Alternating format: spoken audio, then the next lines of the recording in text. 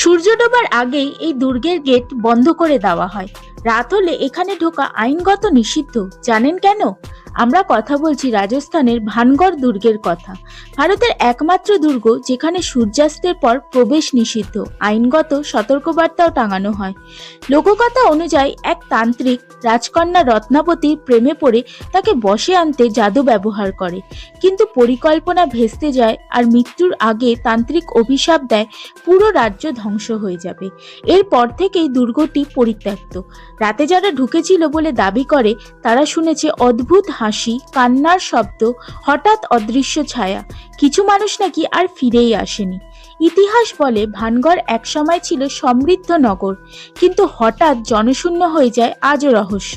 এটা কি অভিশাপ নাকি ইতিহাসের নির্মম বাস্তবতা? এই জন্যই রাত হলে বন্ধ হয়ে যায় এই দুর্গ। আপনি কি রাতে এখানে ঢোকার সাহস করবেন? কমেন্টে লিখুন। আর এমন ভৌতিক ইতিহাস জানতে সাবস্ক্রাইব করুন এক্সপ্লোর হিস্ট্রি উইথ মি।